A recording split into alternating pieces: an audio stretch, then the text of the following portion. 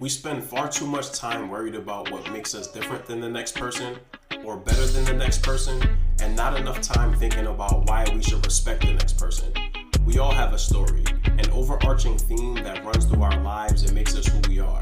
The problem is, we think that since each of our stories is different, there's not a lot of perceived value and shared struggle. But we have far more in common than we can imagine, and what motivates one person can certainly help us as well.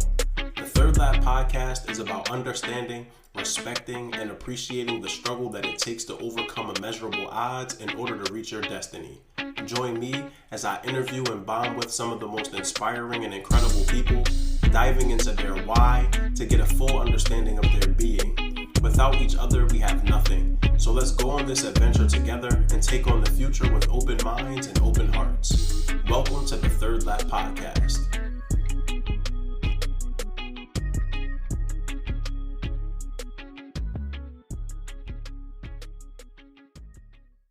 What's going on, everybody? Thank you again for joining us for another episode of the Third Lap podcast. I gotta stop sounding surprised when I say this, like we're not gonna keep doing these episodes, but every time I'm like, yo, I'm surprised that we still here, we made it. But we still pushing, man. Third Lap for life, yo. And so really excited today to connect with my guest. As always, I have someone really inspirational, influential on the podcast today. And so today I'm joined by the homie Dashaun, athlete, career transition coach, fellow podcaster, author, and all around just a real one, man. And so Taj, brother, I appreciate you joining me today. How's everything going? Everything is great, man. I appreciate you, man. Real recognize real, brother. You know, you're my Philly brother, man. So gotta throw that out there, man. But all is well. I'm honored to be here. Glad we connected. And thank you for having me, man. Yes, sir. Nah, man, I appreciate you being on here. Really looking forward to learning more about you and about your personal and professional journey throughout life, man. And so how we know each other. Yo, so I tell people all the time, LinkedIn is my money maker. That's why I'm running the bag up because, you know, LinkedIn has been good to a brother over. So we met on LinkedIn. I think like half my episodes, if I didn't know the person personally, like we met on LinkedIn. We met on LinkedIn. Yeah, like Tosh said, real recognize real. We hit it off pretty much immediately. I saw some of his podcast episodes that he was sharing, and just all around the content and what he contributed to the social media site. Reached out to him, was like, bro, you know, I'd love to have you on the podcast. We connected by phone a few weeks ago and then decided to schedule a date and time to sit down and chop it up. And so, yeah, man, anything you want to add about how we met or how we know each other? Man, like you said, man, it was just great, that genuine connection. And like you said, man, people who are on LinkedIn and not taking LinkedIn seriously, like you got to wake up, man. It's not just a place where you go in there and try to get a job anymore. Like it is an actively growing social network and content platform. Like you said, you've been running up the bag on LinkedIn, man. I built my business on the back of LinkedIn starting in 2018. And I say, honestly, man, like 80 to 90% of the income and relationships that I've generated over the past couple of years, all off of LinkedIn, man. So, yeah, man. They don't take it serious, bro. I was gonna say they don't take it serious. Like people, Instagram, Twitter, like work LinkedIn into your rotation because that's a platform for career professionals, right? Like there's a platform of people making money, yo. Like you better tap in no matter what you're doing, and especially educators, because I'm in education. Educators, if you do not have a LinkedIn account, you're bugging. Like you're really tweaking out here. Like you're not taking yourself seriously. And so let's stop.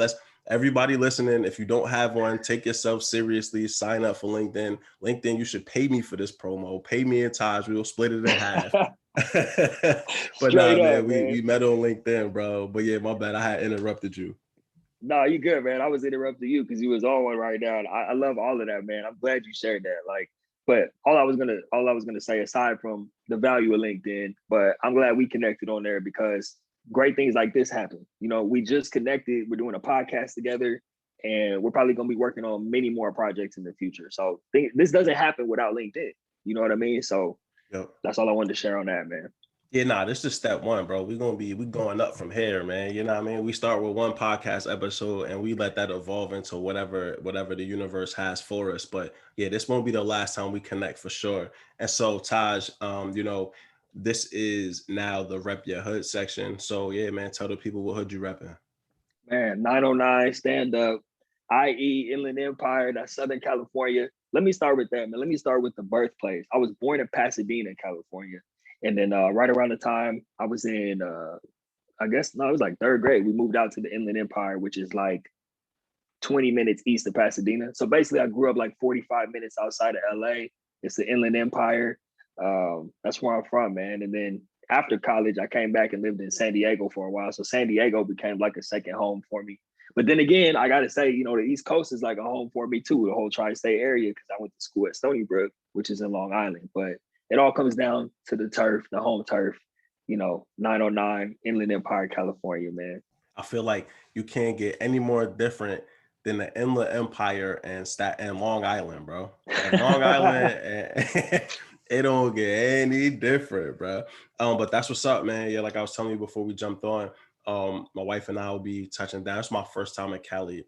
I don't remember if she's been or not, but we're gonna run through Cali. If you got any suggestions, brother, you know, I'm all ears. Because it sounds like you was in and around some of the places that will be this summer. So yeah, man, Cali in the building. You the first Cali person. So Cali, stand up, man. West Coast Man. right here, East to West Coast. 90s, in the 90s, they said we couldn't do it, man. Here we are, 2021. You heard? Ain't no beef. We good out here.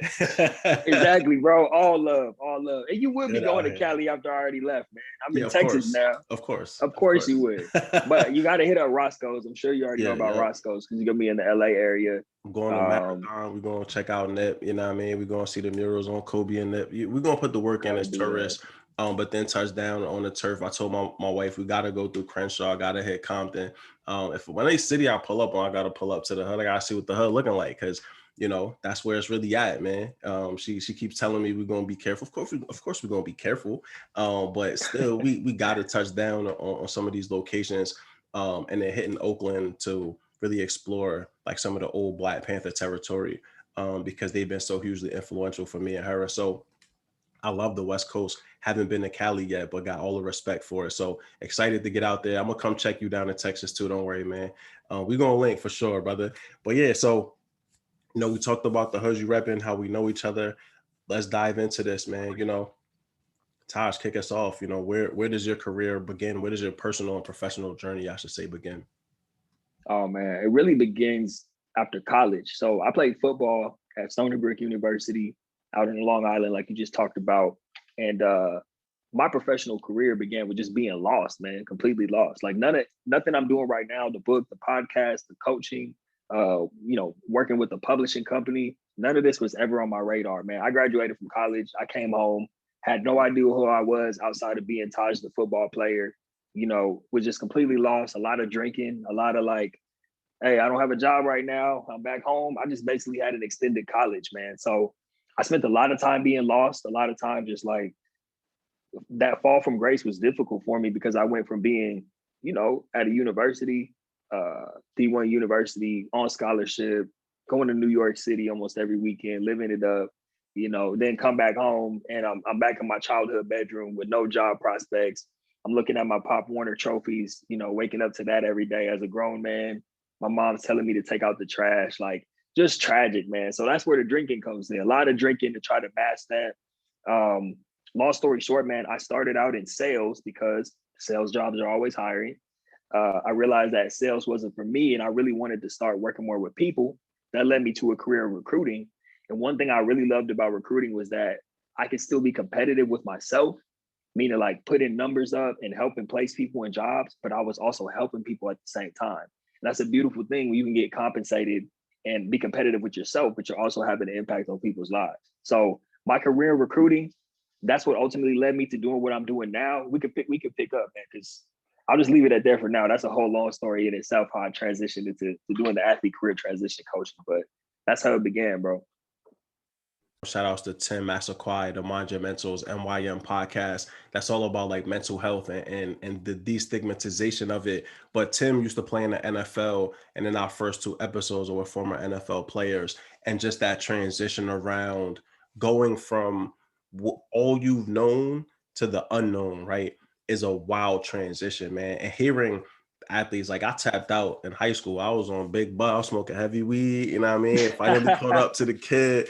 I had chances to be a little bit more serious, but between chasing women and smoking a lot of marijuana, I wasn't really serious, but hearing folks that did get into college, play college ball, a couple folks that had chances in the professional leagues. With professional sports, I mean, if you're lucky, your career is over at 30, right? And so you have an entire life left to live. And I see that very specifically. You have started really addressing that transitional period for athletes and former athletes, right? And so, Tosh, talk to us about it. I mean, clearly you went through it, so you have some empathy for them. But I feel like, we empathize with all kinds of people and situations. That doesn't necessarily mean we turn it into a career. And so for you, why was it important for you to step into that void to help folks make that transition? Man, that's a great question, Mal. I really felt like it was my responsibility because at a certain point, I had started finding some success. Like I said, once I stepped into recruiting, I was making great money, man. I was on like my third recruiting job. The placement numbers were off the chain. I was even managing a team at the time. And this is when I had moved from the IE down to San Diego. And I was living down there. I was living the life, man. I was like, had a nice spot on the water, the car, the nice apartment, the whole thing. And I had a lot of teammates who I was still in touch with, and some of them would come out to visit me in San Diego. And they're like, Taj, man, how are you doing this, bro? Like, I'm back home. I'm working at Home Depot. I'm back home, doing whatever, trying to figure it out. And here you are living the life. And on top of that, like some of them still had league dreams. Like they were still trying to make it. I'm like, bro, come on, man. We're going on 24, 25, 26 now. But long story short, I started helping those guys out, man. And I became like an unofficial coach to them. I would be helping them before work, and obviously they were on the East Coast, so I could do it in the mornings or after work or even on the weekends. And I started to fall in love with that process of helping these guys out with going from being completely lost or still struggling with holding on to the game to getting to a point where they were like, man, I think I might want to do this. You know what? I might start going this direction and being able to heal and move on and see themselves as more than just football players. So it started with that, and then it branched out to other athletes. Like they would start referring me to their cousins or like, younger siblings who were playing different sports, men and women. And I was like, right around the time that I was doing this, I was like, you know what, man? I think I started doing research around what was available. And this was like 2017 when I was doing the research, and there was nothing. There's a lot of resources for athletes in transition now, but back then, Mal, it was like, you know, basically, articles on how to do a job interview. No sort of holistic approach, no type of like, how do you deal with that fall from grace of being under the spotlight to just now you're working at Enterprise, rent a car or whatever that looks like. No sort of guidance, man. So what I did was I put together some curriculum, and I'm fortunate, man. I run in some circles who with some heavy hitters, man, people who are like clinical psychologists, people who understand the psychology behind that loss of identity and what that looks like. And I put together some curriculum that could take an athlete from being able to move past no longer being an athlete. That's the first part. And then getting clear on what you want to do that you can be just as excited about, if not more excited about, than when you were playing your sport. And that sounds crazy to some people. Like, of course, nothing's ever going to compare to me getting an interception or knocking someone's block off, right? When I play corner and safety. But what I do now, man, I really love this, bro. Like I was excited for this podcast. Like it's game day. You know what I'm saying? Like I love what I do, and I want that for everyone else. So that's what I help athletes do. On top of that, once they're clear in their direction, I have so many great people like yourself, people that I've networked with who, from the recruiting world and, high ups in different organizations, and also just athletes who are business owners, like former athletes who own businesses. I'm not, I'm not so cocky that I think that, okay, just because someone works with me and I help them get to a point where they're clear, that I'm gonna be able to help them all the way. I connect them with other people who are doing something similar. So if someone wants to get into real estate, that's not my foray. Like I got to connect them with people who are in real estate who can take them under their wing and help guide them. So that's what I'm doing, man. That's how it all started. And I really got serious about it in going into 2018. And when I say got serious, I mean like I quit my job in recruiting and started doing this full time. Had to earn my stripes as an entrepreneur, went broke, had to move back in with my folks, car repossessed. But I was like, man, I'm gonna do this, whatever it takes. I'll stay broke for another 10 years if I had to. But luckily it was more like 2 years. And now I'm on the upswing, man. So, and it's been a blessing. I get to be a blessing to other people, but I'm being blessed now because of the work that I've been putting in. You know what I'm saying? You're listening to the Third Lap Podcast with Mal Davis. Yeah. Yeah, absolutely, bro. And I was gonna ask you what position. I figured you probably play either wide receiver or corner. Now that I know that you play corner, when I do see you, we strapping the cleats on. I'm gonna put you on the island and I'm gonna cook you, boy. We got to line it up, man. Look, We're gonna it's a line it lot of up. space out here in Texas, man. I Yeah, still got man. my cleats. I'm gonna pull them out Nice. the closet and we can line. Listen. Hey, man, now we're gonna have to record it Yeah, as you listen, talking. bro. I was cooking my puppies the other day, man. I was like, line them up, man. Get them in the backyard. Bro, it's funny you say that, man, because I cook. I got a little dog that we live with out here. It's Yeah, my girl's dog, but she's my dog now. So of course. I be cooking him, man, bad, Yeah, like you got bad, to. bro. That's the best way. If you could cook them, you still got you some. Plus, Taj, how old are Exactly, you, Taj? Where you at right now? bro. I just turned 30 last week. Oh yeah, that's right, bro. Yes, I saw the Yes, post. sir. Congratulations. Welcome to the promised land, man. Yo, welcome to the best years of your life, brother. Trust me. The 30s is such a everybody listening, if you in your 30s, you can attest. Folks get into it, you kind of scared. It's yo, trust me, this is beautiful. Now I'm worried about 40, but 30, beautiful. It was wonderful, bro. It was unprecedented in so many ways. And you already talked to us about all the work that you did to identify what you love, right? And that allowed you to even be a better representation of that process for the people that you work with, right? Because it's one thing if I'm telling you how to do something, but I've never really done it, it won't resonate the same way because truth really hits you in your soul. You could tell when somebody has that experience when they're talking about something they know, understand, and love. It helps you move in that direction. That's why certain coaches are just incredible, right? Because they speak to your spirit. And so I can tell, Taj, with you, like you said, I mean, shouts out to your parents for having a dope safety net, and all the people in your corner and in your network that support you. Because if I've learned anything, being an entrepreneur is not for the faint of heart, A, and B, it's taxing on the people that support you and that love you, right? Because many times you are going to have to kind of fall all the way off to pick it all the way back up. And so shout outs to your safety net. Shout out to the people in your life, your girl and all the folks that held you down, man, because without them, it's a lonely, dark road, man. And, I don't wish that on anybody. So glad you have that support.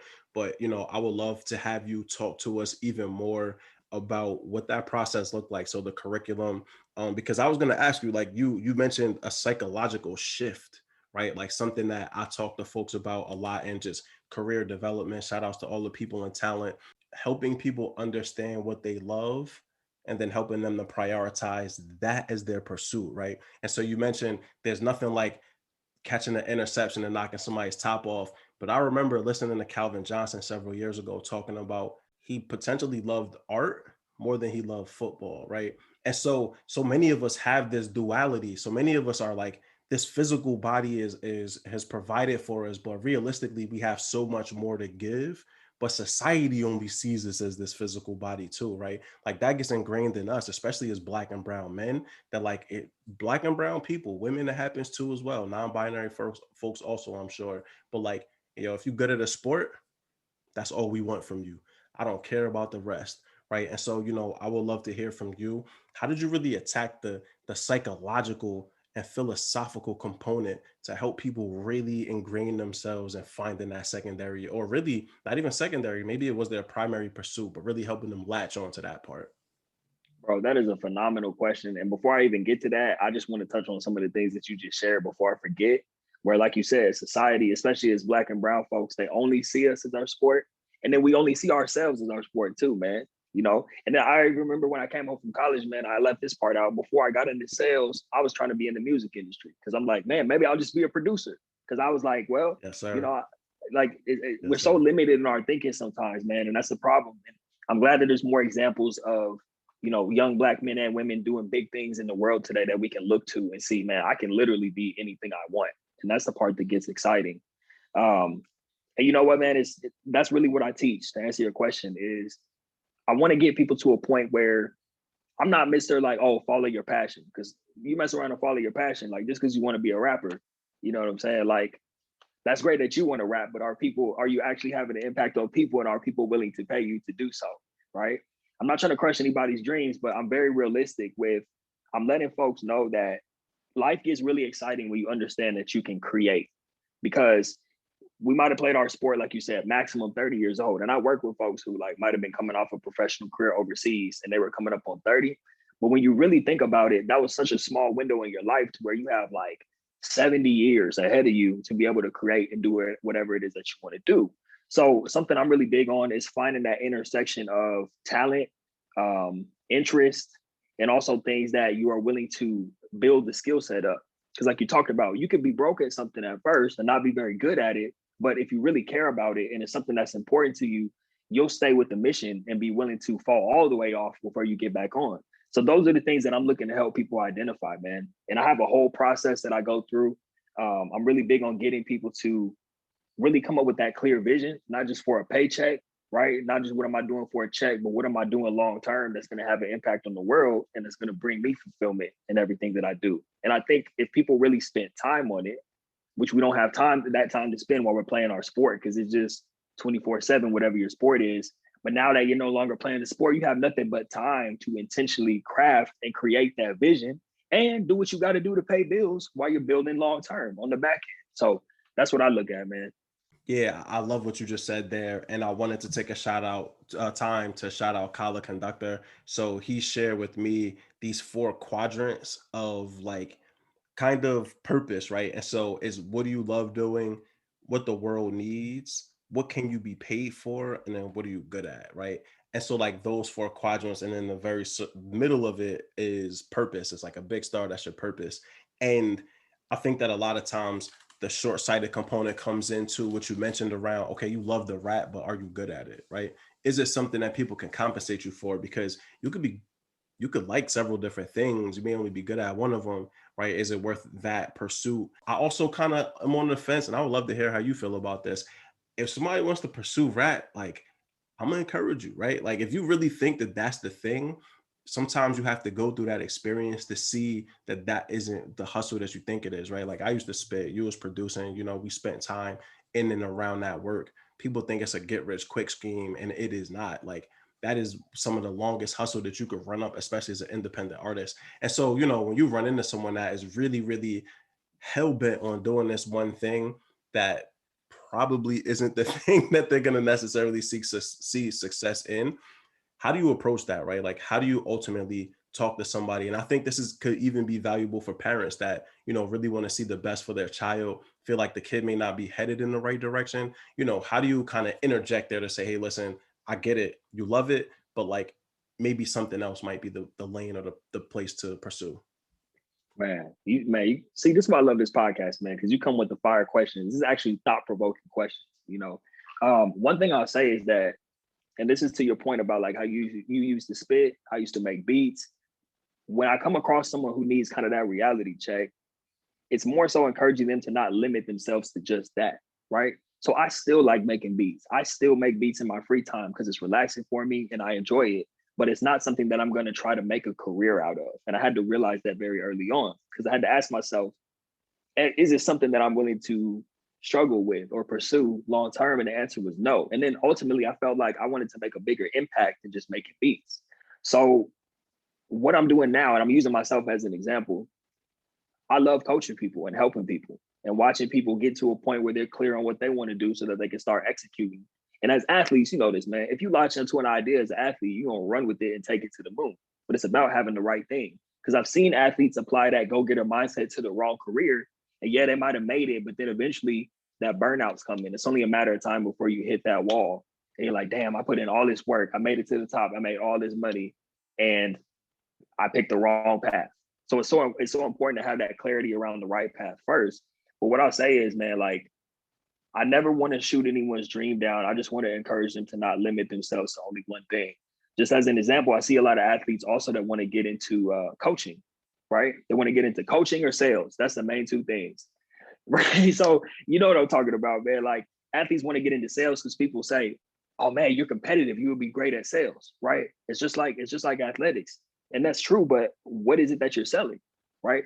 If you're just trying to sell something to make a quick buck, yeah, you're gonna make some money at first because you got that go-getter mindset, but eventually you're gonna burn out. If you want to be a coach, I challenge people. Some people make great coaches, man. Some people like definitely should leave their sport and immediately go into coaching. Some people, it would serve them better to explore what can they do outside of athletics. But if you never take the time to explore what else you might be interested in or where else you can go contribute or tap into those four quadrants that you just shared, then you're going to be stuck coaching and you're going to be like, man, I wonder what else I could have done if I just branched outside of my sport. So I don't even know if I answered your question, bro. You got me like, you ask these thought-provoking questions. I just went like 20 different directions. What was the original question? No, you really hit on it. It's really about just like you mentioned, not wanting to kill somebody's dream as much as open up their mind state to there are other things that you can do, right? And I love the example that you gave around an athlete wanting to transition directly into coaching, right? Like give yourself some space, right? Like move away from the game for a little bit. Make sure the game loves you, right? You might love the game might not love you back, bro. And sometimes, it's important for us to really come to that understanding of, okay, one of the biggest realizations I had in life is everything comes to an end. Everything, good things, bad things, indifferent, everything has a starting point, everything has an end point, including the life that we have. And there's so much appreciation that we lack for ending something, right? That sometimes things just have to end. Doesn't mean you can't go back to it, but it does mean that for that moment in time for you, it doesn't make sense to pursue any longer, right? And you mentioned about still making beats. I still freestyle every day, right? Like, I'm still as sharp as I probably was years ago, but it wasn't what I wanted to contribute to the world necessarily. And I had to take my time and energy and pour it into the things that I felt mattered. But I still have love for it. I'm still good at it. It's just not what I want to do. And so I love that you mentioned sometimes you just have to distance yourself from the game, and the game could be anything, right? Like you could be a career educator. Sometimes you need to step away from education, do something different, and realize whether or not this is really what you want to do. And so, Taj, you have the Thrive After Sports podcast that is attached to the work that you do. So talk to me about the podcast, man. I love anyone that really evolves their work beyond just the day-to-day nuts and bolts and figures out how to like share that message across a greater spectrum, right? I mean, it works for you. It gives you great publicity. People probably want to come and work with you, but it also shows a level of like commitment and understanding that you have, that there are people that you can't work with for whatever reason that still need this information, still need this guidance, right? The third lap, there'll be people I never talk to that hear this, that I hope gain a bunch from it that I may never interact with. The purpose is for the content to be there so that they can enjoy it. And so for you, what was the purpose initially? So why did you start the Thrive After Sports? And then where do you ultimately see it going moving forward? Bro, you hit the nail right on the head with, we do it like, and as a podcaster, I know you know this too, we do it so that we can impact people without ever having to speak to them directly. Like you just cast such a bigger net of being able to impact and help people. So that's exactly why I did it, man. And it was right around the time where like things started to pick up. So I started it in 2019. By then I had officially been putting myself out there as a transition coach for about a year and some change at that point. I was starting to get momentum. I was starting to get a lot of referrals. People wanted to work with me. And so my calendar was booked up, man. And I'm like, man, I got all these people who they need advice, they need help. But at the same time, I can't reach everybody. And I'm putting out all this content. Why don't I just take the same content, the same videos that I'm putting on YouTube and just strip the audio? So that's how it started. Cause I'm like, at the end of the day, man, people are busy. They're not going to sit there, even if it's like 10, 15 minutes and watch a video, even if it's going to be helpful for them. But if people are on their commutes, then they'll listen to that. So that's how it originally started. It was just a bunch of solo episodes. I was repurposing my videos. And then, of course, just like anything else in life, it started to evolve. And what it evolved into was, all right, well, I got these people I'm working with. Let me interview them. So then it started becoming, I'm going to interview the people that I'm helping transition, because people have heard me talk about it till I'm blue in the face. But let's get some people who are just going through it and they can share their experience and how they're overcoming it. And then it evolved into, man, I'm connecting with all these other dope people in the space who work with athletes. Let me start interviewing them. So that's what it's really become, man. And that's where like I see it continuing on that path, where it's not so much about me sharing information. It's not so much about me interviewing the people that I'm working with. It's more so about interviewing other people who are doing dope things and pointing them in the direction of people who have great resources. So that's where it's going, man. I think I'm going to continue with that. I've been hosting a lot of panels and stuff too. So whenever I record the panels, I just take the panel and post that on the podcast. So what it is a place where current and former athletes can come to Thrive After Sports, listen to these episodes, listen to the stories of other former athletes who are out in the world doing great things, and get inspired. and get ideas for potential lanes that they could carve out for themselves by hearing how other people did it. So that's what it's all about, man. Hey, so I'm really excited to announce the first ever advertiser for the Third Lab podcast. And of course, it's the homie Teddy Gandy and his team from Blacks Apparel. Blacks is a clothing company that focuses on Black reality, both past and present. They share daily Blacks or Black facts, quotes, and content regarding Black reality through their social media. So stop by the store at blacks.com. That's BLACTS.com to check out the Blacks basic tees and all of their inventory. Blacks also uses its platform to collaborate with local artists, so keep an eye out for their limited edition tees and apparel. Make sure to use the promo code THIRDLAP for 10% off your first purchase. I mean, really, what you waiting for? Get the blacks.com, Third Lap for 10% off your first purchase. Support the homie Teddy, support the podcast. Let's go. Yeah, man, and it's all about that paying it back, paying it forward, right? Like, you know, making sure that we leaving doors open. I prefer to take doors off the hinges because I feel like you can leave it open, the wind could blow it closed. Somebody might come by and see it's open and close it. If it ain't no door on the hinges, it ain't nothing to close, right?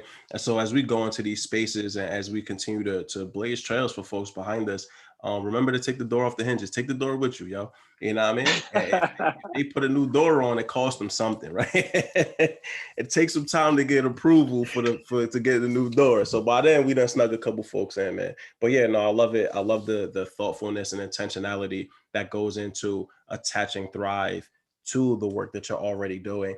I really enjoy the fact that like you even took it a step further and you're interviewing the people that you're actively working with. There's so much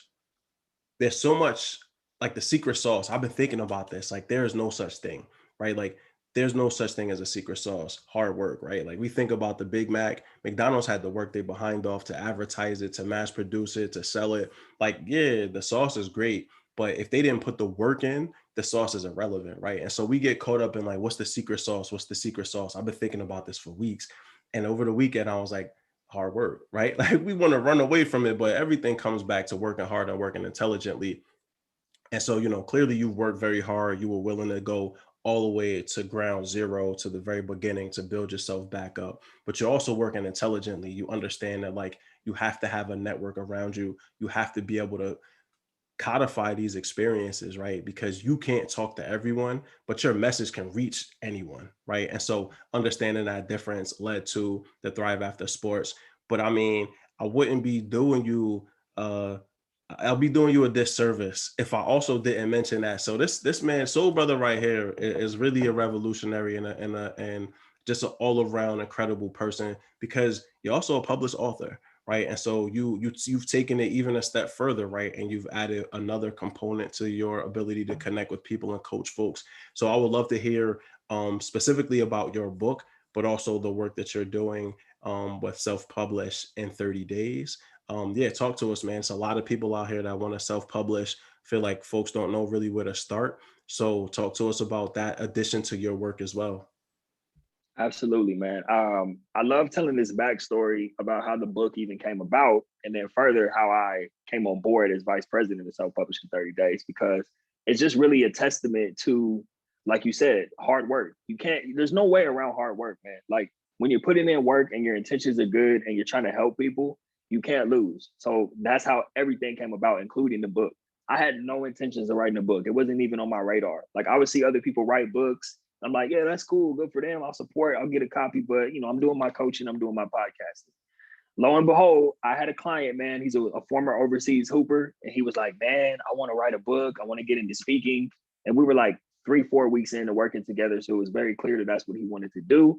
I'm like, bet, I'm going to help you get that going. So immediately I started doing research around who was publishing books, who had some good products. I asked a friend, I really liked the way her book was done. I thought it was very professionally done. It looked like it was done by like, you know, a Penguin or like a traditional publisher. Like, so I'm like, who did your book? And she connected me with Self-Publishing 30 Days. So I reach out. It just so happened to be the #1 self-publishing company in the world, by the way. And that's tracked through the book's ISBN number, which is like the social security number. So that's based off of number of books printed per year and sold per year. So I'm like, all right, bet I'm going with them. So I plugged them in with the guy I'm working with. They get the book done for him. I reach out to the founder of the company, Mr. Darren Palmer, and I'm like, man, hey, thank you. You did a phenomenal job. I like to set up a referral system with you in case I come across any other former athletes who want to publish books. I just want to have that connect where I can reach out to you directly. He's like, look, man, I like the way you think. We can definitely do that. And I love the work you're doing. I think you need to write a book. And he's a former football dude. He's like, I think 11, 12 years older than me, played ball at Stephen F. Austin back in the day. So we hit it off, older Black man, owns multiple businesses. He sees a lot of his younger self in me. I see a lot of my older self in him. He's like, you got to write the book, man. You can have an impact on people right now. You don't have to wait till you're old and gray or until you, air quotes, made it, whatever that means. Like, you need to write the book now and tell people about what you're doing, because that's going to hit a different demographic than the people who listen to the podcast. And it's another way for you to have an impact. So I'm like, all right, I'm sold. I get it already. I'm gonna write the book. I wrote the book. The book comes out, all these doors are opening up. I'm going back to speak at my alma mater. Like, people are, sending me emails, Taj, this book saved my life. I'm like, man, this is a beautiful thing. And then Darren comes back around. He's like, hey, man, I had this vision. He just called me out the blue one day. He's like, I had this vision. What do you think about this? Why don't you come on board with my company? Keep doing everything you're doing, but come on board as vice president and build out a sports division, because more athletes need to tell their stories, and you could be the one to facilitate that and oversee it. So, I thought about it for a little bit, and then I really thought how much I actually needed that, because number one, I've been a solopreneur for so long that I needed a team around me and a support system. And also, I was at a point where it's like, yeah, I'm helping people with transition, but I need to add more to what I'm doing to where I can help people on a broader scale. So now it's not just about athletes anymore. I can help anyone who has a powerful story and wants to help people with their story and use their voice. I can help them write a book, publish a book, use the book to leverage that for speaking engagements or different business opportunities as a way to get in front of people. So I officially came on board. The book officially was released December of last year. And then I came on board as VP of Self-Publishing 30 Days in September of last year. That was right around the time I started the book, and he came to me with like the vision he had right after. So it's been a beautiful thing, man. And I got a ton of info that I could share on the publishing process, how to get started and what that looks like. But I'll just leave it right there for now, man, because I just wanted to tell that backstory behind how it came about. Yeah, for sure, man. And so, I would love if you did give a couple of tidbits, or like, let's start with one thing, because I feel like that could probably span into a bunch of stuff, and still want to talk about like your motivation and other things to come. But yeah, so anyone that's interested in self-publishing, I mean, what is like a piece of advice or a couple pieces of advice that you give them in regards to starting that process? All right, man, I'm gonna preface it with this. If I start getting too long-winded, just cut me off, all right? Because there's so much, I have so much I can share with you, and it's perfect because not only did I just learn this myself, having gone through the writing and publishing process last year, but now I'm helping other people do it. So it's like, the first thing you want to be careful of is there's a lot of advice out there about publishing your book. And sometimes it's overwhelming, right? You don't know who to listen to. There's all these different articles. People say just upload it to Amazon, right? Now, we do put all of our books on Amazon and Barnes & Noble through Self-Publishing 30 Days, but what most people miss out on is, number one, getting the book professionally done so that it doesn't look like a DIY project. Because I'm sure you've seen this, Mal. There's some people, man, you could tell they did it themselves. The book comes out and it looks like they threw it together themselves. And so for people who they have businesses or they're wanting to be the book to be a representation of themselves so they can put their best foot forward, it's really important that the book is done professionally. So Self-Publishing 30 Days is a hybrid company to where you get the book professionally done where it looks like it's done by a Simon & Schuster or a Penguin, but you maintain all the copyrights and the ownership. Because what people don't understand is they only think when they think self-publishing, they think I'm gonna upload it to Amazon, or they think I'm gonna try to get with a traditional publisher. So these days, traditional publishers like a Penguin, like a Simon & Schuster, they operate like the music industry, where they give you an advance up front, but you gotta have some buzz. You gotta be Michelle Obama or somebody like that. They're not just gonna come knocking on your door because you got a story to tell and you wanna write a book. They don't care. Is the book gonna sell on a mass marketing scale, right? So a lot of people get burned when they try to pay all this money to get agents and work with a traditional publisher, not understanding that they don't want your story anyway. Even if they do, If they give you a cash advance, you're responsible for recouping that money, just like a record deal. And if your book isn't selling, they're going to pull that book off the shelves for the next hottest thing. And then you're stuck with a bill and a book that's not selling. So it gets ugly real fast. And then the other side of it is, like I said, people try to upload the book to Amazon, not understanding that, number one, Amazon takes 60% of every sale. So you put the book on there, Jeff Bezos is taking over half of every purchase, and you can't track the data. So what we do is we get the book professionally done, walking authors through step by step how to actually write it professionally. We have an in-house team, not just people who run it through Grammarly, but they look at the content. How does this actually flow? When people pick up this book, are they not going to be able to put it down because it's so well written? Little things like that are important. You want to have a team to get eyes on it, not just an editor, not just proofreading, but content. The other thing is cover design, right?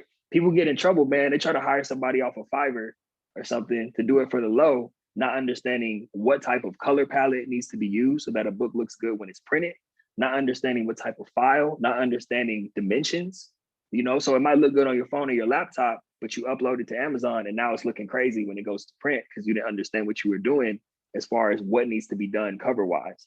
So I say all that to say, you got to be careful, man. You got to be careful out there. People will tell you just upload it. Don't worry about it. It'll be fine. But then it comes out looking crazy.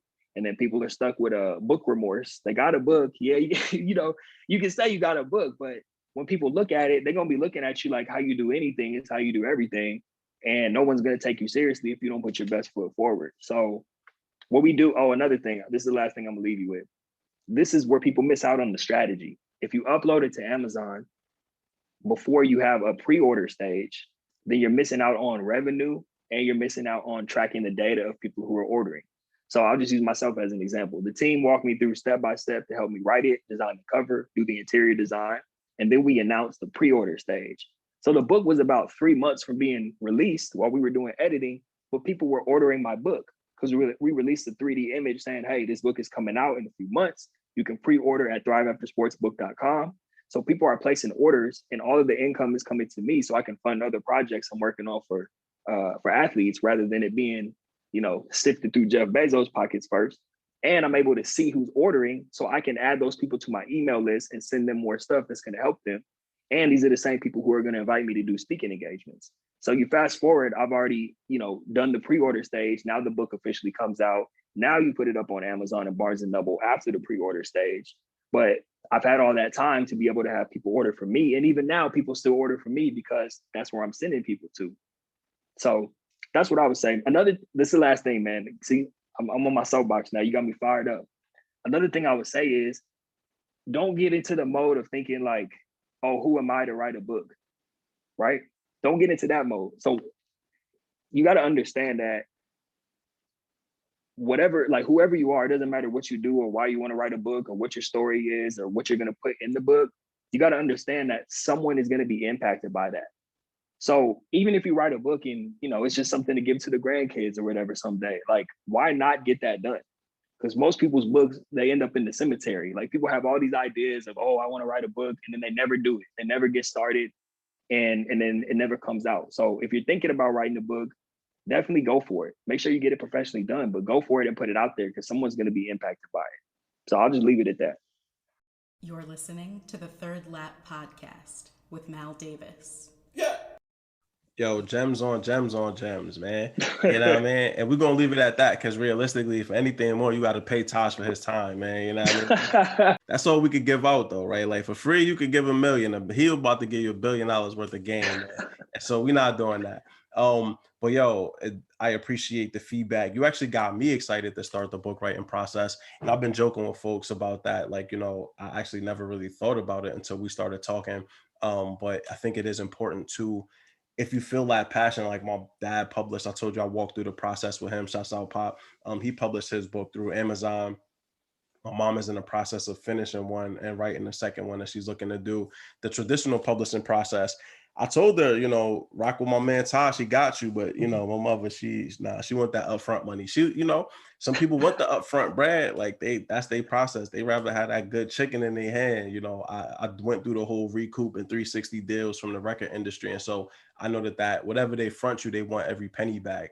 I'd rather you give me nothing and I earn it from Right. zero, you know. And so, but it takes all types. So shout outs to my parents though, because both of them are authors and are writers. And so it's only right that I start the process too. So I'm gonna be rocking with you, bro. You know, we're gonna talk. You got me excited about it. And so as I figure out what the heck I'm gonna write about, I have no idea.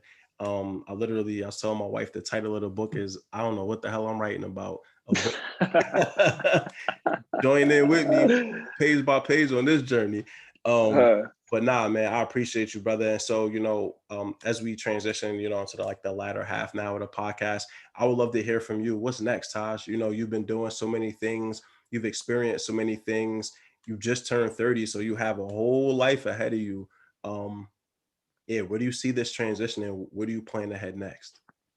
yeah, man. And thank you, bro, for that warm welcome to the 30s, man. Cause I definitely do feel it. It's like it's that type of feeling where you get there, you're like, I've been joking with people like, man, my 20s are a tax write-off, man. I was just learning and trying to figure it out. But now I feel like, That's okay, what your 20s are, yo. It is that's playing it. around, you know, go party, go have fun, enjoy yourself, jump off the porch, learn life lessons, because all of that stuff when it's 30 and it's go time, and 32 is really the go time, go time. So when you hit 32, everything kind of just falls into place. You like, yo, I'm about to destroy the world now.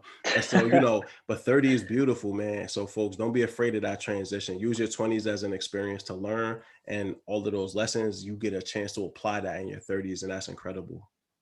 Yeah, man, that makes me real excited, man. I feel like I really do mean it. What I posted the other day, where I feel like I'm just getting started. Um, but it's not about me, man. Let me talk about this because where I'm looking at moving forward is figuring out ways to have a broader impact.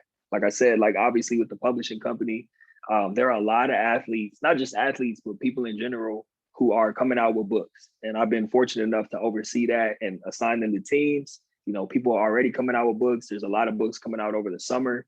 I'm also working on my second book, which is a co-author book. And what that is it's called Athlete to Entrepreneur, and it's a collection of stories. So I got 20 different former athletes who each wrote a chapter. And basically the idea of it, Athlete to Entrepreneur, is for a current or former student athlete or professional athlete to get that book and see it's not just LeBron James who's dipping his toe into entrepreneurship. It's not just household names, it's everyday people. Some people went to schools or played for, professional teams you never even heard of. But the bottom line is they're all former athletes, all doing big things out in the world. And they tell their stories step by step to how they transitioned and how they started carving out a lane for themselves in entrepreneurship. So I'm excited about that book coming out. It's actually going to be ready for pre-order in May. We're just editing everyone's chapter. So that's book. Thank you, sir. That's book number 2. And then book number 3 is going to be called Surviving or Thriving. So it's a spinoff of Thrive After Sports, but it's now to the general population, which kind of leads me to my next point, man. I'm starting to branch out because since COVID happened, I realized it's not just athletes who are out there struggling, trying to figure out the next steps. It's not just athletes who are unhappy in their jobs. It's not just athletes who feel like they want more out of life and are seeking that fulfillment. So basically, I'm kind of going back to my recruiting roots where I, carved out this lane for myself specifically with athletes. But I see myself being more someone who is providing resources, writing books, hosting shows and having conversations around how to help anyone, not just athletes, but help anyone carve out their lane and find fulfillment in their life so that they can ultimately, because I look at it like this, man, like, this, man, I'm preaching to the choir, but just for anybody listening, all of us have something unique to offer. And it's almost like, like Three Stacks said, the world's a stage and everybody got to play their part, right? So that's really how I feel about it. Like if you're not tapped into whatever your gift is, like then the world is lacking because you're not bringing what you were put here to do and bringing that forth to help someone else. So I'm looking to be that person that sparks that fire in other people to help them tap into what they're meant to do so that they can play their part.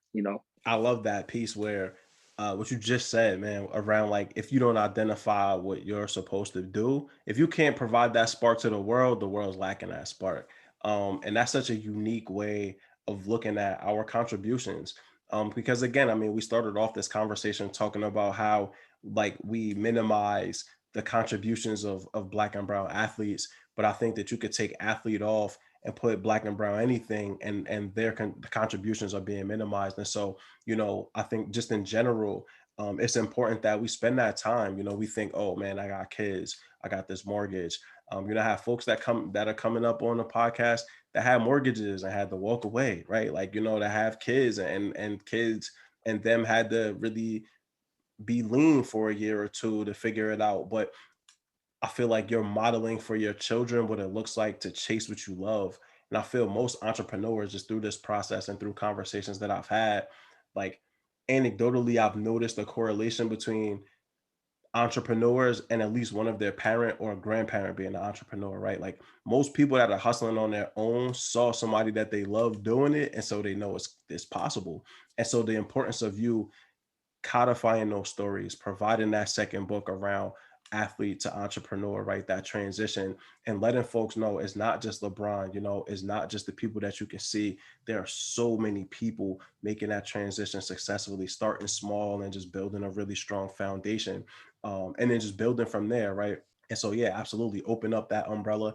As I'm looking at what's next for myself, it's more coaching of people in that transition, because much like yourself, I find a lot of joy in helping people find what they love in life. That's the whole purpose of this podcast, is I'm connected with mad people that do mad different things. And so this is going to relate to somebody, right?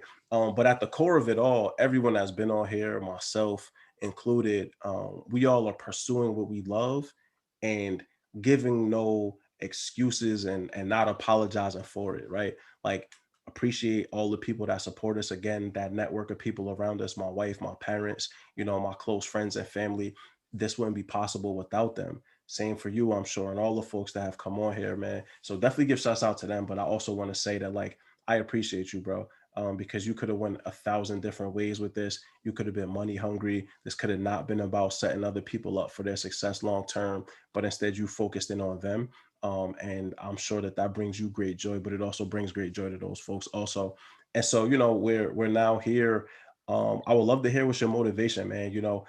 Again, you could have done anything. You Taj, have the skills and intelligence to be in any space in any walk of life. And so you find yourself where you are intentionally and on purpose. What motivates you to continue to push forward and open, well, I was gonna say open doors, forget opening doors. Remember, we taking doors off hinges. So, what motivates you to take the doors off the hinges and walk away with it? Oh man, that's another great question. Before I even answer that, man, I can't just skip past all the, words of affirmation and words of encouragement you just shared with me, man. So just know the feeling is mutual, bro. And I definitely, I feel like we haven't even met each other in person, man. This is really only our second real conversation.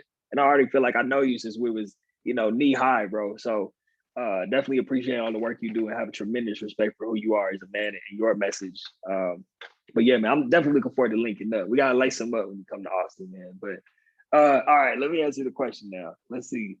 My motivation, man, is, and I always tell people I feel like I didn't have a choice, and I'm sure you can resonate with this. Like, it gets to a point where you kind of hit a crossroads. Some people call it like the quarter life crisis. I was at a point where it was like, all right, you have certain things that are important to you, and that's when like helping athletes was on my radar, or you could play it safe. And I think all of us, no matter who you are, we feel that call at some point in life. And some people ignore the call, and then eventually, they might take it when they're in their 30s, 40s, and 50s. But we all have that responsibility to kind of face the unknown, face the ugliness, face the the uncertainty of trying to do something different or going out there to really leave your mark on the world and do things that are important to you. And I feel like I didn't have a choice. So my motivation is, I always say it's like 50% selfish and 50% selfless. And what I mean by that is I'm motivated by, I don't just want to, it's the name of the book, right? I don't just want to like survive and just live paycheck to paycheck. And I don't just want to like do a job just for the sake of doing a job or just doing it for money. So the selfish part of it comes in where like I'm motivated by freedom, by being able to, like, my goal is to wake up every day and get paid to be myself. And I finally reached that point in my life after years of, scratching and clawing to get there. I get paid to just be me and help people in a way that I feel like is important to me. And that's the selflessness part of it too, where I'm motivated by helping those athletes, and not like I just shared, not just athletes, but people in general, helping people who are lost get to a point where they don't have to feel lost anymore, feel helpless. Because I've been there, and it's a scary place to be, and you feel like there's no hope, and you feel like no one understands. So I'm motivated by being the light at the end of the tunnel for those people who feel like they're never going to figure it out, or they're never going to be fulfilled, or they don't know what they're doing. So I think about that every single day, man. That's what motivates me. And then, of course, man, you touched on this a few times. My family, bro. Like that, they didn't have to let me move back in after college, and they definitely didn't have to let me move back in when I went broke trying to start a business thinking I was somebody. You know what I'm saying? Like they didn't have to do that, bro, but they did. My girl didn't have to stay with me when, my car got repoed and we had to move out of our apartment, and she had to move back in with her mom at the same time I moved back in with my folks. She could have easily been like, bro, you're done. But she stuck with me.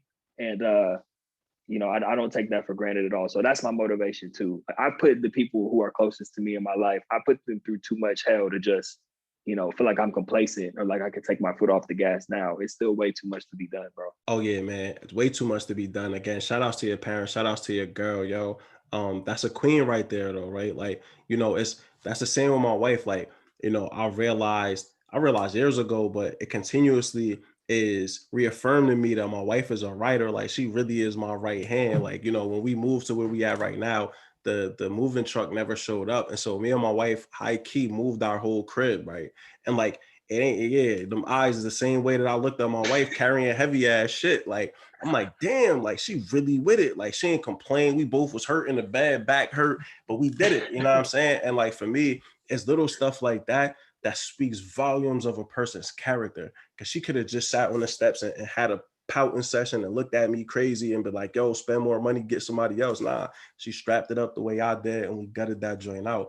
And so, anytime you're going through situations with a person and they continuously show high character, you value that, right? Like, so I hope people listening, if you got people in your corner, because we tend to take the people that give us the most love for granted, right? Because we assume that they'll be there. Appreciation goes a long way. Telling somebody thank you, that you love them, that you appreciate them. Yo, Taj, I love you, brother. I appreciate you, man. For real, right? That goes a long way. You never know when you catch somebody where they are in that day, right? And so you spoke about that love that you have for the people around you. And I hope that like you also speaking that to them and showing them through actions as well. But yeah, shout out to your parents because not everybody parents gonna let them back in after they broke. So they gonna be like, hey, son, life lesson. Figure it out. Straight up, bro. Figure it Straight out. up, man. And you just reminded me, man, real quick, Of you course. because I've told them time and time again, but like when we get off here, man, I might just call my folks and just tell them thank you. Just because you just shared that, bro. I tell my girl all the time, but it's like you can never really say it too much to thank people for the role that they played in your life. So I thank you for sharing that, bro, because you really put it into perspective. Like you can never thank them enough, and it doesn't hurt to thank them whenever the moment strikes. So I'm definitely gonna do that, Bro, I just call people random. I just text them random. But it's real talk because I had to learn this lesson. People passed away and I could not thank them no more, right? I couldn't give them they just do. We couldn't have that conversation. All I could talk to is the heavens now. I can't talk and hear that response back. When I got you here in a human form, nah, I'm gonna build with you. I'm gonna invest in you. I want you to know how much I appreciate you. So yeah, call your parents up, man. They love you, bro. They probably thinking about you right now. So hit them on the lines man. and That's get the real. job done, bro. But that's awesome, man. And so, you spoke to us about what keeps you pushing. You mentioned that 50% selfish, 50% selfless. I had someone on earlier, Jasmine Omarogbe. What up, Jasmine? She talked about doing good and doing well, which is the same exact thing, right? Like I want to do good for people, but I also want to do well for myself. I think we get caught in that middle ground, or like especially Black folks, service mindset people that like we're giving our lives to everyone else and we're okay with pennies in return. Like, nah, you can do both, yo. You can be selfless and servant mindset oriented, but also take care of what you got to take care of at home, because that's also important. Your legacy is what are you leaving behind for people to be able to grow from and flourish with, right? And so that's also monetary, unfortunately, to a certain extent. And so Taj, man, we getting here to the tail end of it, my brother. Again, I appreciate you running this third lap with me. And so we're now at the motivational thoughts for the people, 2 to 3 minutes. What do you want to make sure that people walk away with understanding about you and about your episode today? Mm. And I gotta speak from the heart, man. I mean, I've been speaking from the heart the whole time, but I'm gonna just share what's coming through me right now.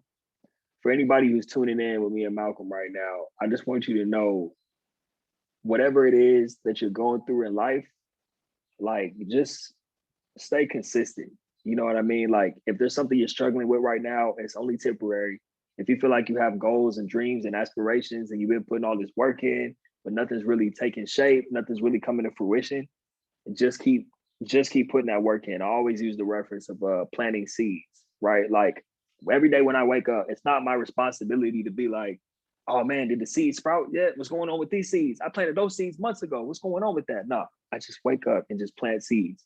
That's the only thing that you can do. If you really look at life from that perspective, and the seeds that I'm talking about is planting seeds, meaning investing in yourself, planting seeds as improving yourself, but also planting seeds that's going to help other people, even if you don't see it.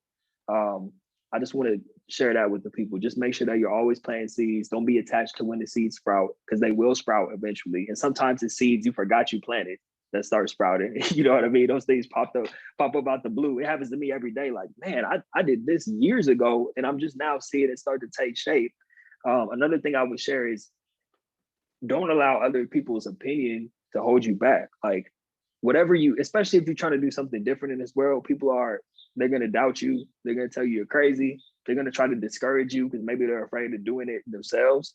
But don't allow that to hold you back. You got to stay true to yourself. And like me and Malcolm were talking about earlier, you have to play your part. You have to play your position in this life. Otherwise, you're going to be on your deathbed someday with regrets about what you could have, would have, should have done. And nobody wants to be at this place. So, tomorrow's not promised. Just make sure that you're living it to the fullest every single day. And, when you lay your head on the pillow at night, just know that you put your best foot forward and gave your all for that day. So I'll just leave it at that. Nah, man, that's a great place to leave it. You were talking about the like survive versus thrive. And that's like a core component of most conversations I have with people that goes through the first 2 episodes of the Mind Your Mentals. Like I actually was just talking to I just got my hair twisted and was talking to the loctician and her assistant about the same thing. That like when we in the mentality of surviving, there is no thriving, right? There is no success. I survive or you succeed, right? The survival is the reptilian complex, right? Like that's all hindbrain stuff. You need your forebrain, right? Like it's a whole process, right? And so when you're really getting into the science of it, folks, like Tosh said, whatever you're going through is temporary. It is not forever. The way we extend it to forever is when we allow it to be forever. If we don't ever break away from it, right? Like when we end up doing the same things over and over, expecting a different result, nah, it's never going to happen, man. You already know what you're doing doesn't work. Try something new.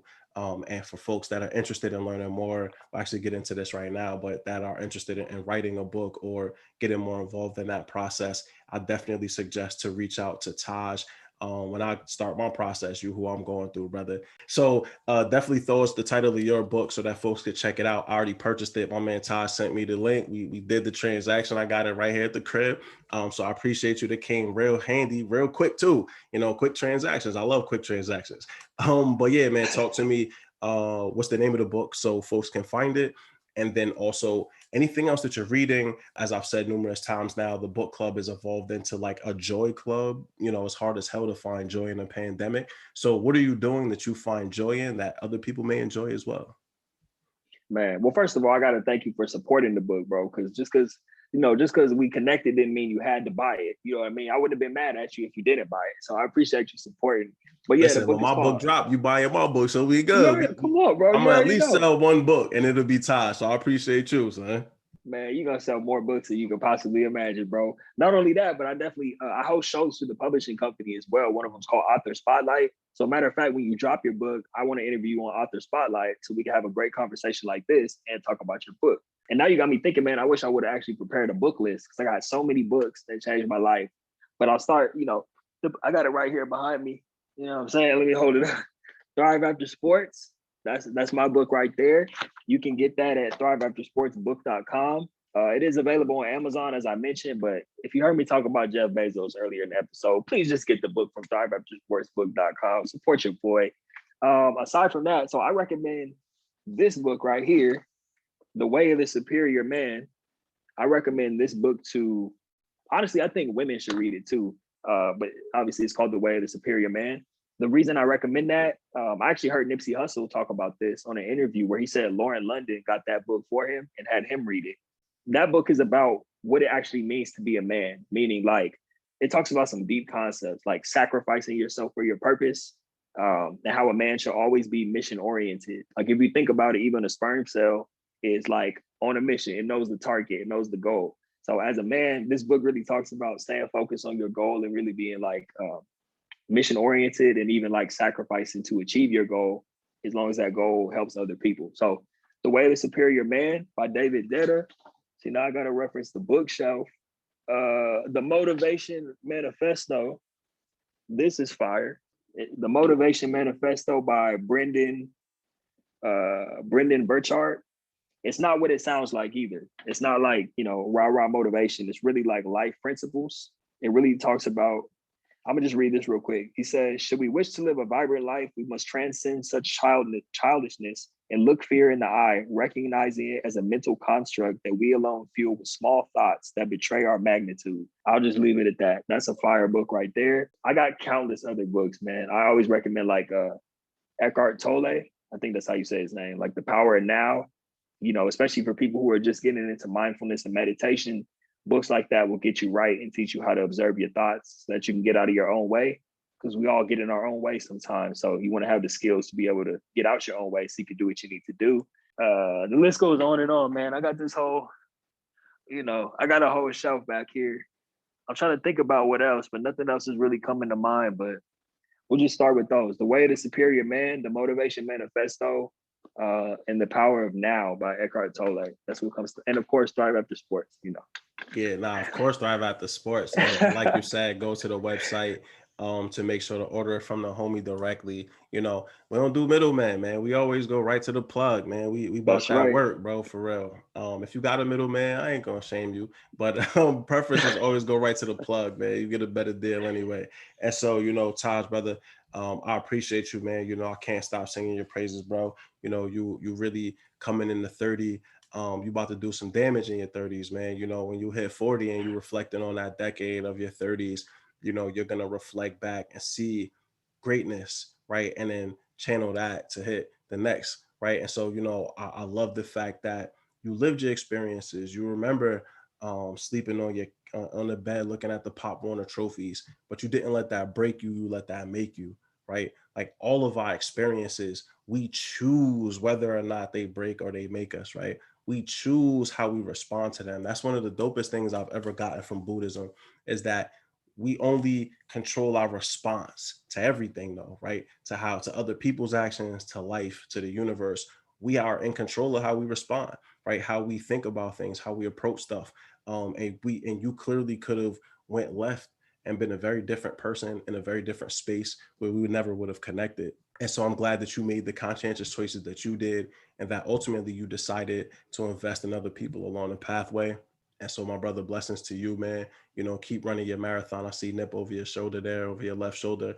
Keep running the marathon. The marathon continues. One of the best pieces of advice I ever got was from my mom when I was struggling to finish high school. And she told me straight up, everybody runs their own marathon. You are where you're supposed to be.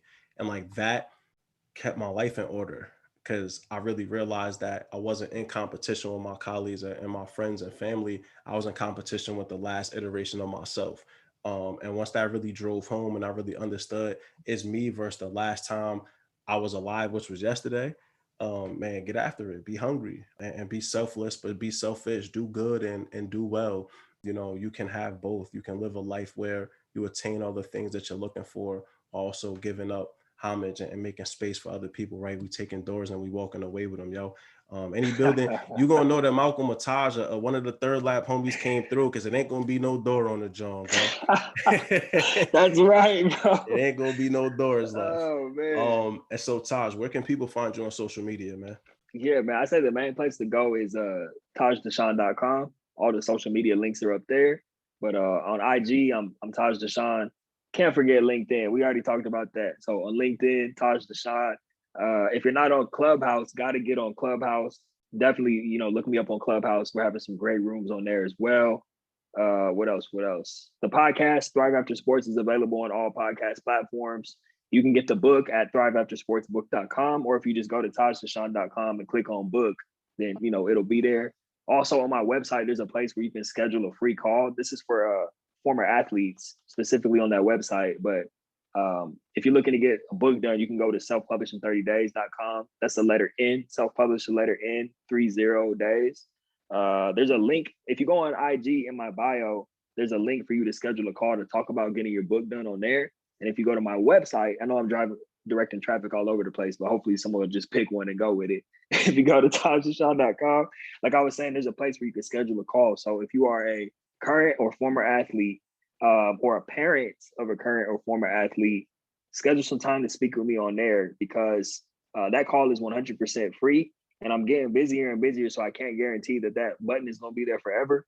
But I'm doing free calls. A lot of times people don't even need the full program. Like, they get on there and schedule a call, and sometimes they just need somebody to talk to. You know what I mean? So they don't have to like go through a full program or anything like that. We have one conversation, they get pointed in the right direction. So yeah, man, that's where you can find me though. Yeah, definitely connect with Taj. Like I said, man, if you aren't on LinkedIn, folks, all jokes aside, take yourself seriously, jump on there. Taj, I just started following you on Instagram, so we linked up. I appreciate you again. You know, we're here at the end. We ran this third lap together. You know, I learned a lot more about you, gained, you know, thousands and thousands. Already thought sky high of you. Now you out there somewhere in the stratosphere, man. You know, you up there, my brother. And so, you know, I appreciate you. Welcome to the circle, man. Welcome to the Third Lap family. You know, like you said before, this is the first step, and I'm sure a long experience between the two of us in regards to interactions. You know, when I catch you out there in Texas, I'm gonna cook you, brother. We're gonna strap him up. I'm gonna cook you. Come on. I'm definitely not either, yo. I'm so fat and out of shape, bro. I'm gonna have to run hella laps. I'm gonna just put body on you, bro. I'm gonna have to body you. I'm gonna run these Brandon Marshall routes on the outside, man. Nah, we're not even gonna do all that, man. We're gonna get some barbecue and call it a day, man. That's what I I'm ain't trying to run about, no bro. routes either. Pull my hamstring, man. I'm good. I just thought about my Achilles popping. My wife like, oh, right. What are you doing? What are you doing?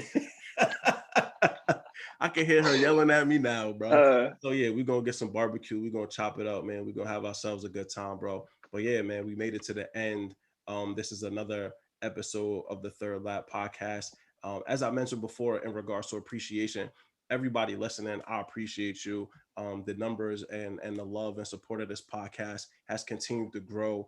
I appreciate y'all, man. I appreciate you. I appreciate everyone that's been on here so far for suggesting other people to me, and really supporting me in something that like I just did just for the hell of it, yo. You know, I really had no plan. I just had a purpose and a vision. Again, I thank every single person that's been on. Taj, I thank you for your time today. And before we sign out, is there any last words you want to share with the folks? Nah, man, this has been phenomenal, man. No joke. This is one of my favorite podcast interviews that I ever done, just because of not only the thought-provoking questions you asked, but the way the conversation flowed. And I think we touched on a lot of important topics, man. Yeah. That's going to help a lot of people. And you know, I'll be doing you a disservice if we get out of here and I don't acknowledge you and thank you, man, because like you said, it started out one place. We already have mutual respect, but this is now like a friendship, bro. This is not like a brotherhood that has been created off of one conversation, bro. Right. So I'm excited just for everything, man. And I really appreciate you having me on the show. And I'm beyond excited for what's to come, man, in the future. It makes me excited to think about all the things we can work on together, man. Listen, absolutely, man. We're going to sign out, and I'm going to talk to you about one right now because you mentioned it. It's been at the top of mind. So I'm like, we're going to get offline and talk the bag. But yeah, let's do it. You know, yeah, brother, you know, I appreciate you. Definitely a brotherhood. Welcome to the Third Lap family. Everybody, again, this is another episode of the Third Lap podcast. Each one, teach one. We all learn together. This is the host, Mal Davis, signing out. Thank you for tuning into another episode of the Third Lap Podcast. This is your host, Mal Davis. Please visit thethirdlappodcast.com for more information about the podcast, about our guests, and also to see our reading list. You can find us at The Third Lap Podcast on LinkedIn and Facebook, at Third Lap on Twitter, and at third_lap_podcast on Instagram. If you know anyone that would be great to be featured on this show, please reach out to our host, Mal Davis. He's always looking for interesting people to learn more about them and to talk about their pathway. Thank you so much again. Have a good one.